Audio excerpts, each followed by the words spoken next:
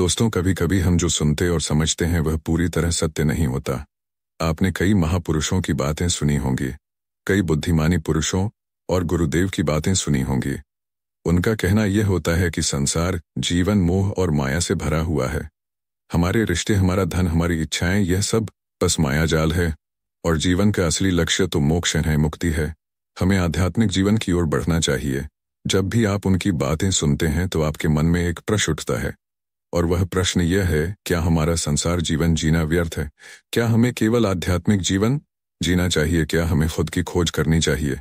क्या हमें संसार के सुख का आनंद नहीं लेना चाहिए? जो लोग इस संसार जीवन में फंसे हुए हैं, क्या उनका जीवन पूरी तरह से व्यर्थ है? किसी को अपने माता पिता के लिए धन कमाना है, तो कोई अपने परिवार को सुखी देखना चाहता है, कोई अपने बच्चों की चिंता में दुखी है, तो कोई अपने लिए कुछ करना चाहता है, नाम कमाना चाहता है। कोई अपनी प्रेमिका को खुश रखना चाहता है, कोई अपने प्रेमी को पाना चाहता है, कोई बड़ा आदमी बनना चाहता है, तो कोई राज करना चाहता है, कोई साधारण जीवन जीना चाहता है। इसी प्रकार हम सभी के तरह तरह के सपने हैं, तरह तरह के विचार हैं। हम सभी को अपने जीवन में कुछ न कुछ तो चाहिए ही। परंतु यह सभी बुद्ध पुरुष जब हमारे सामने आते हैं तो हमारे इन सपनों को तोड़ मरोड़ के रख देते हैं। जब कहते हैं कि संसार जीवन व्यर्थ है और खुद को जानो, खुद को पहचानो, आध्यात्मिकता की राह पर चलो, तब उस वक्त हमारे मन में, हमारे मस्तिष्क में तरह तरह के विचार उत्पन्न होने लगते हैं। तब हमें यह समझ नहीं आता कि आखिर हम संसार जीवन जिए या फिर आध्यात्मिक जीवन, आखिर हम क्या करें। आपके साथ भी कभी ना कभी ऐसा तो हुआ ही होगा। क्या आपके भी मन में ऐसे कोई प्रश्न है तो आप हमें कमेंट में जरूर बताइएगा। चलिए आगे बढ़ते हैं और इसके पीछे की वास्तविकता को जानते हैं, और इन सबके बीच हमें जीवन में संतुष्टि कैसे मिलेगी, हम पूरी तरह से खुश कैसे रह सकते हैं। क्या हमें सब कुछ छोड़कर एक बौद्ध भिक्षु की तरह सब कुछ त्याग कर आनंद मिलेगा? हमारे रिश्ते, पैसा कमाने की इच्छाएं, परिवार के साथ संबंध, हमारे दोस्त, क्या यह कुछ मायने नहीं रखते? दोस्तों, वास्तविकता तो यही है कि आप उन बुद्ध पुरुषों की बातों को अच्छी तरह से समझ ही नहीं पा रहे, क्योंकि वह कहना कुछ और चाहते हैं और आप उनकी बातों का मतलब कुछ और ही निकाल रहे हैं। आप उनकी बातों से कुछ और ही समझ रहे हैं। महात्मा बुद्ध खुद ही कहते थे कि उन्हें गरीबी पसंद नहीं है। वे यह कहते थे कि आपको सफलता प्राप्त करने के लिए आर्थिक रूप से सक्षम बनना आवश्यक है। इसका मतलब है कि जब तक आप गरीब हैं और आपके पास आर्थिक साधनों की सामग्री नहीं है, तब तक आप अपने आत्मा की खोज में आगे नहीं बढ़ सकते। और ठीक उसी के विपरीत, संपन्नता और अमीर होना भी आपके आध्यात्मिक मार्ग की बाधा बन जाती है। कई महापुरुषों ने, कई बौद्ध पुरुषों ने अपनी बहुत ही सीधी और सरल भाषा में कही है, लेकिन हम सभी उन बातों का अर्थ कुछ और ही निकाल बैठते हैं। हम सभी उनकी बातों को समझ नहीं पाते, क्योंकि उनकी बातें रोजमर्रा की जिंदगी से बिल्कुल अलग होती है। वे लोग कहना तो कुछ और चाहते हैं, लेकिन हम में से ज्यादातर लोग उनकी बातों का मतलब कुछ और ही निकाल लेते हैं और उसे अपने जीवन में उतारकर हम अपना पूरा जीवन पूरी तरह से बर्बाद कर लेते हैं।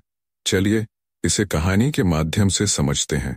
एक बार की बात है, महात्मा बुद्ध नगर वासियों को उपदेश दे रहे थे। महात्मा बुद्ध कह रहे थे कि संसार के माया जाल में मत फंसो, संसार से ऊपर उठो, संसार से ऊपर उठकर ही तुम संसार को जी सकते हो।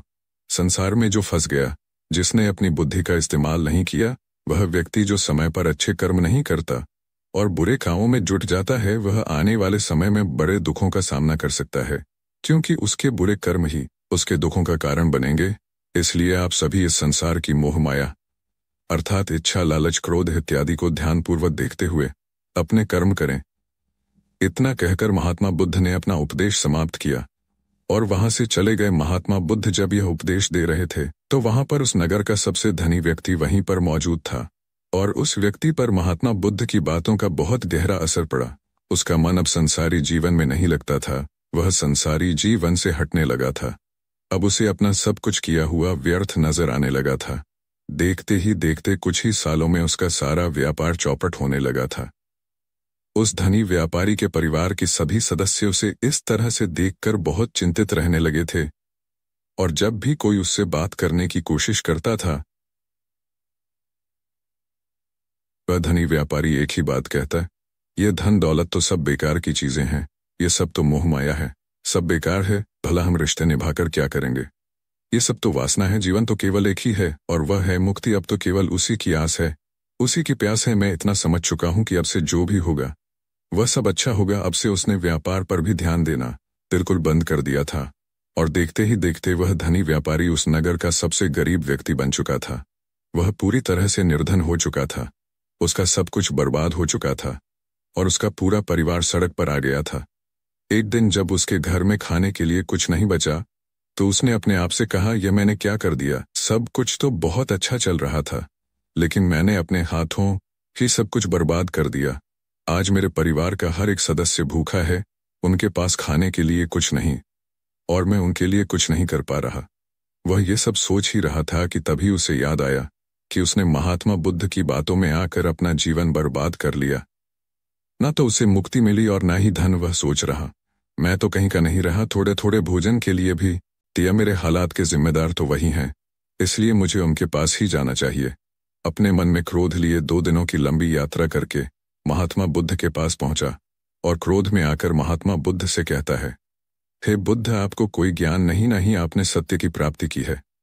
आप तो केवल भोले भाले लोगों को फंसाना जानते हैं, अपनी चिकनी चुपड़ी बातों में उन्हें बहलाना जानते हैं। आप लोगों के सीधे पर का फायदा उठाकर अपनी प्रसिद्धि और अपनी प्रशंसा करवाते हैं। आप हमें ऐसे सपने दिखाते हैं जो कभी पूरे नहीं हो सकते। मैं भी ऐसा ही एक सीधा साधा व्यक्ति था, और मैं उस नगर का सबसे बड़ा धनी व्यक्ति था।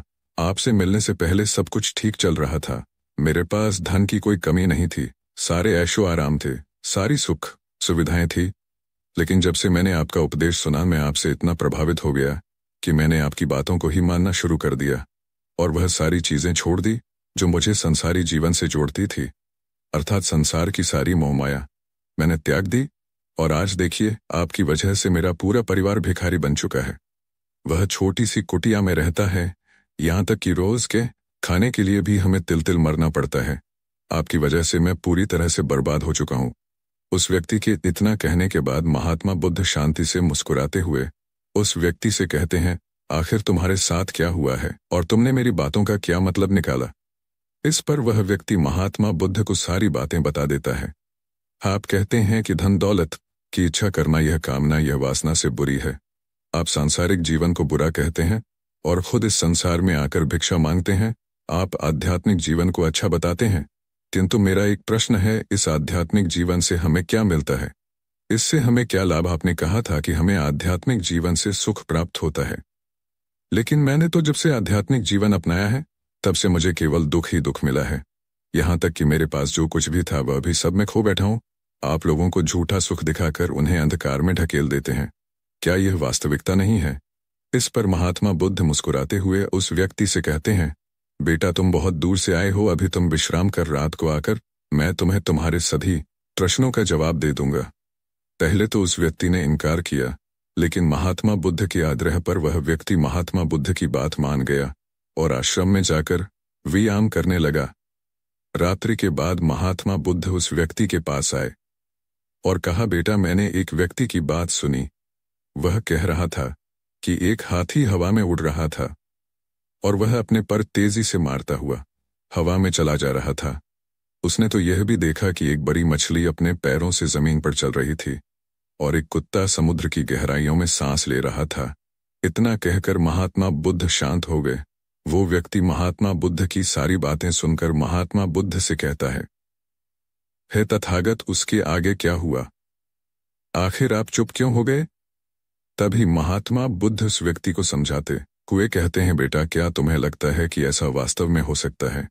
इस पर व्यक्ति जवाब देते हुए कहता है, बुद्ध, अगर आप कह रहे हैं तो यह अवश्य ही सच होगा, क्योंकि आप इतने बड़े ज्ञानी हैं, आपने सत्य की प्राप्ति की है, तो आपके मुख से निकला हुआ हर एक शब्द तो सत्य ही होगा। तभी महात्मा बुद्ध मुस्कुराते हुए उस व्यक्ति से कहते हैं, बेटा, क्या तुमने कभी पहले ऐसा कभी होते हुए देखा है? क्या तुमने कभी किसी हाथी को देखा है जो पर के साथ हवा में तेजी से उड़ता जा रहा हो?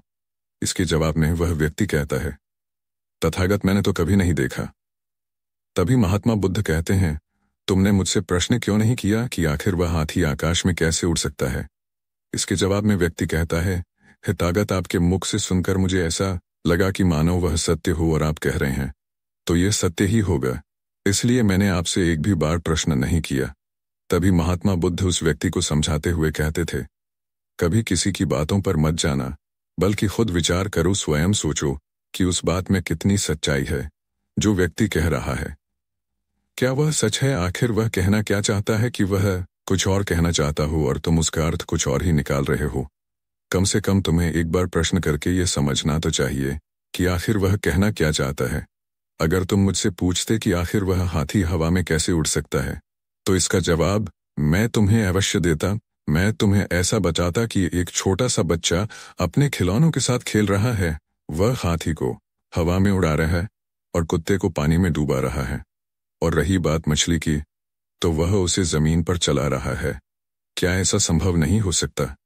इसके जवाब में व्यक्ति कहता है, हाँ बिल्कुल ऐसा हो सकता है कि महात्मा बुद्ध उस व्यक्ति को कहते हैं। इसी प्रकार मैं कभी किसी को निर्धन या गरीब होने के लिए नहीं कहता। निर्धनता या गरीबी तुम्हारे विकास में बाधक बन जाती है, जिससे तुम और कुछ नहीं सोच पाते, न ही कुछ समझ पाते हो। इन भिक्षुओं को देखो, जब इन्हें भोजन की आवश्यकता होती है तो यह भिक्षा मांगने के लिए निकल पड़ते हैं। लेकिन यह भिक्षा कहाँ से आती है? इसके जवाब में व्यक्ति कहता है, हे तथागत, हर कोई रोज मेहनत करता है ताकि उसके परिवार का पालन पोषण हो सके, और जो वह मेहनत करता है उसके बदले में उसे कुछ पैसे मिलते हैं। उन पैसों से भोजन खरीदता है और वही भोजन वह आपको भी सौंप है, और वही से भिक्षा आती है। तभी महात्मा बुद्ध उस व्यक्ति से एक और प्रश्न करते हैं, बेटा यह बात तो सत्य है, लेकिन तुम क्या मुझे यह बता सकते हो कि आखिर यह धन कहाँ से आता है? इसका जवाब देते हुए व्यक्ति कहता है, हे तथागत, धन तो सभी लोग अर्जित करते हैं, सभी कमाते हैं। तभी महात्मा बुद्ध इस व्यक्ति को समझाते हुए कहते हैं, ठीक इसी प्रकार दुनिया में यदि हर कोई भिक्षा मांगने लग जाए तो आखिर भोजन कहाँ से आएगा? अनाज कौन उगाए, व्यापार कौन करेगा, और लोगों की रक्षा के लिए धन कहाँ से इकट्ठा होगा? लोगों की जरूरतें कैसे पूरी होगी? यह सुनकर व्यक्ति थोड़ा सा अचरज में पड़ गया और महात्मा बुद्ध से कहता है, किंतु हे तथागत, आप ही तो कहते हैं कि मनुष्य की इच्छा, कामना और वासना, लालच और क्रोध, यह सभी मनुष्य के विकार है और हमें इनसे दूर रहना चाहिए, तभी वह आत्मज्ञानी कहलाता है। तभी महात्मा बुद्ध कहते हैं, बेटो मैं तो अभी भी यही कह रहा हूं कि मनुष्य को इन सब चीजों से दूर रहना चाहिए। इस पर व्यक्ति महात्मा बुद्ध की बात काटते हुए कहता है, हे तथागत, पर दुनिया तो इसी पर चल रही है, इसके बिना भला यह संसार कैसे चल सकता है? हर किसी को पैसों की जरूरत है, बिना पैसों के वह अपने परिवार को नहीं चला सकता, वह अपने परिवार का पालन पोषण नहीं कर सकता, वह अपने परिवार का पालन पोषण नहीं कर सकता, के लिए भोजन नहीं ला सकता, और यदि वह पैसे नहीं कमाए तो वह भूखा मर जाएगा। तभी महात्मा बुद्ध कहते हैं, बेटा यह संसार इन चीजों से नहीं चल रहा, इन चीजों से बिगड़ रहा है। इस पर व्यक्ति कहता है, हे तथागत, आखिर आप क्या कहना चाहते हैं? मैं आपकी बात समझ नहीं पा रहा। संसार में इच्छा, कामना, वासना और क्रोध ही तो है, और जब हम इनका त्याग कर देते हैं तब हम अध्यात्म के मार्ग की ओर आगे बढ़ते हैं, अर्थात मुक्ति के मार्ग पर, यानी कि हम सन्यासी के मार्ग पर चलते हैं। इस पर महात्मा बुद्ध जवाब देते हुए कहते हैं, बेटा तुमने जो कुछ कहा वह भी एक बहुत बड़ा सत्य है। इच्छा, कामना, वासना और क्रोध ऐसे ही बुरी भावनाओं को छोड़ देने से हम संसार छोड़कर सन्यासी हो जाते हैं, और इन्हीं सभी चीजों को छोड़कर भी हम संसार में जी सकते हैं, धन कमा सकते हैं, मान, पद, प्रतिष्ठा और सम्मान कमा सकते हैं, क्योंकि हम सब अपना कर्म ही तो कर रहे हैं। एक किसान खेती करता है, पर वह अपनी खेती बिना बुरी भावनाओं के भी कर सकता है। एक व्यापारी व्यापार करता है, और इस व्यापार में चीजों को यहाँ से वहां पहुंचाना होता है, और वह व्यापारी इन चीजों को बिना बुरी भावना के कर सकता है। ठीक उसी प्रकार एक राजा भी अपनी प्रजा की रक्षा करता है, और वह भी अपने कर्म बिना किसी बुरी भावना के कर सकता है। और एक भिक्षु इन सभी लोगों को सही प्रकार और सही कार्य करने के लिए मार्गदर्शन करते हैं, जो उस भिक्षु का कर्म है, जो उसका कार्य है, और जो व्यक्ति जागृत होकर अपने कर्मों का सही पालन करता है, वास्तविकता में वही सन्यासी है, वही भिक्षु है, क्योंकि हम जो भी कर्म कर रहे हैं वह हमारा इस संसार में रहने के लिए, जीवित होने के लिए, जीवन जीने के लिए केवल एक माध्यम मात्र ही है। उसे छोड़कर हम कुछ भी नहीं पा सकते, और हमारे सभी कर्म करते हुए हमारा मुख्य उद्देश्य जागृत होना है, खुद को पहचानना है, खुद को जानना है, खुद को जानना है, खुद को जानना है। एक बार यदि हमारे भीतर ज्ञान का उदय हो गया, तब हम चाहे जो भी करें,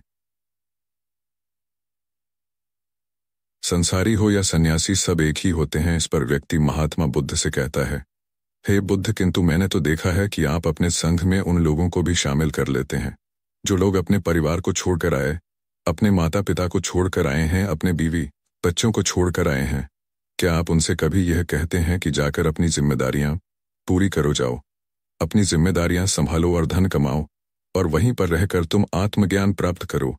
उस व्यक्ति के प्रश्न का जवाब देते हुए महात्मा बुद्ध कहते हैं, भक्ति, क्या तुम शांति को हवा में उड़ा सकते हो? इसके जवाब में वह व्यक्ति कहता है, नहीं, मैं नहीं उड़ा सकता। तभी महात्मा बुद्ध कहते हैं, केवल एक बच्चा ही हाथी को हवा में उड़ा सकता है। ठीक उसी प्रकार जिस व्यक्ति को जो बनना है वह तो वह बनकर ही रहेगा। जैसे किसी व्यक्ति को राजा बनना है तो वह राजा बनेगा, किसी व्यक्ति को व्यापारी बनना है तो वह व्यापारी बनेगा।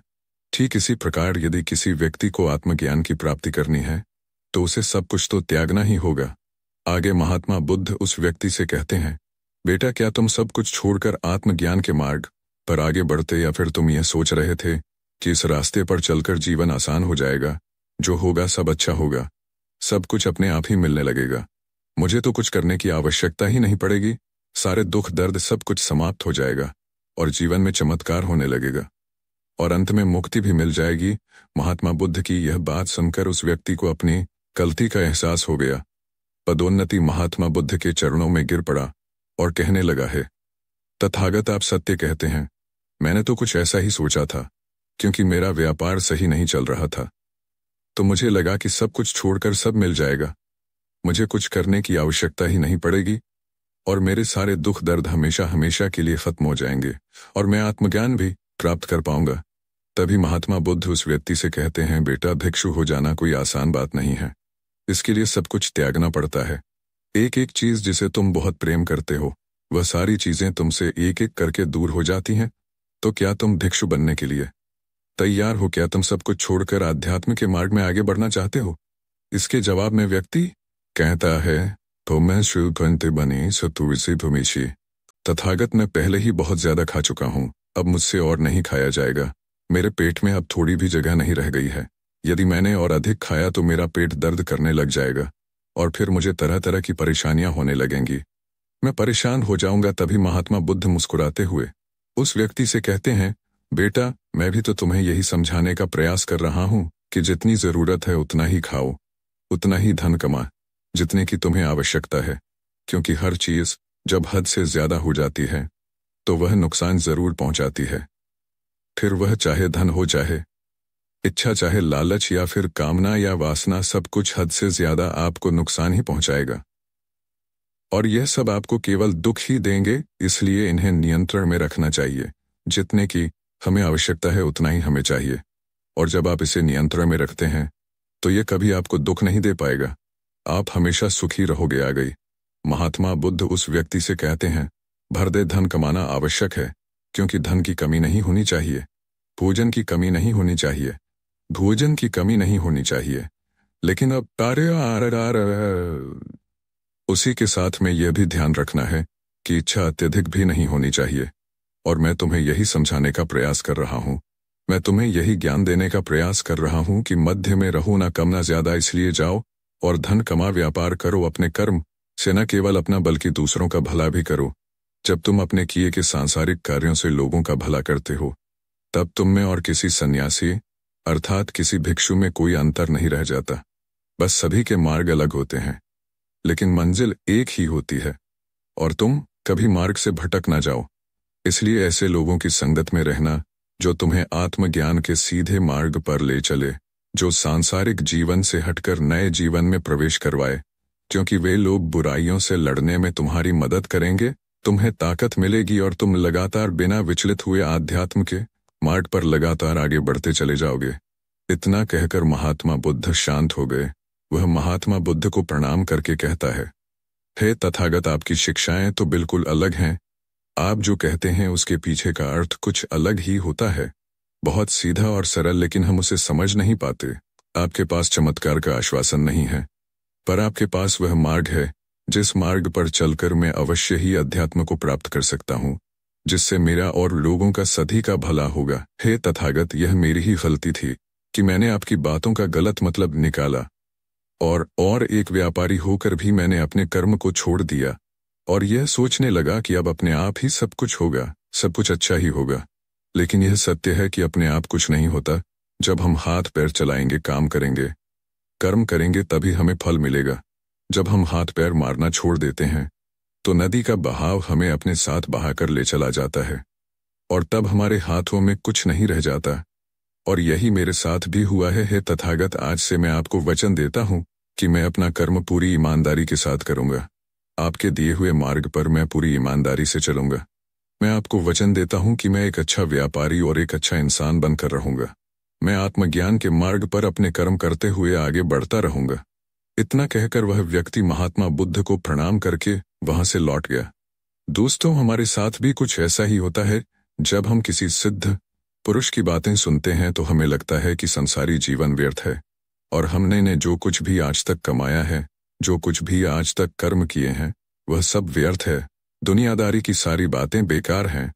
हमें तो आत्मज्ञान के मार्ग पर बढ़ना चाहिए, वही सही राह है। लेकिन हम कभी अपने भीतर नहीं देख पाते कि हमें आत्मज्ञान की कोई जरूरत नहीं है, क्योंकि आज हमारा वक्त बुरा चल रहा है और हमें कोई रास्ता नजर नहीं आ रहा। तब हमें आत्मज्ञान नजर आ रहा है। और जब कल हमारा वक्त अच्छा होगा, हमारे जीवन में सुख होगा, तो आत्मज्ञान कहाँ पर होगा यह हमें झांत नहीं। इसीलिए जो आत्मज्ञान के मार्ग पर चलते हैं उन्हें सुख और दुख से कोई फर्क नहीं पड़ता, उन्हें अपने व्यवसाय से भी फर्क नहीं पड़ता, उन्हें जीवन की झंझट से भी फर्क नहीं पड़ता। वह तो बस आत्मज्ञान के इस मार्ग पर खुशी खुशी चलते रहते हैं और अपनी मंजिल तक पहुंच ही जाते हैं। दोस्तों, आज के इस वीडियो से आपने क्या सीखा वह मुझे आप कमेंट में जरूर बताइए। इसी के साथ में उम्मीद है कि आपको आज की वीडियो भी जरूर पसंद आई होगी। इस वीडियो को लाइक और अपने दोस्तों के साथ शेयर जरूर कीजिएगा और साथ ही चैनल को सब्सक्राइब और घंटी बटन को भी दबा दीजिएगा। चलिए फिर मिलते हैं एक और वीडियो में। तब तक के लिए अपना ख्याल रखें। धन्यवाद। नमो बुद्धाय।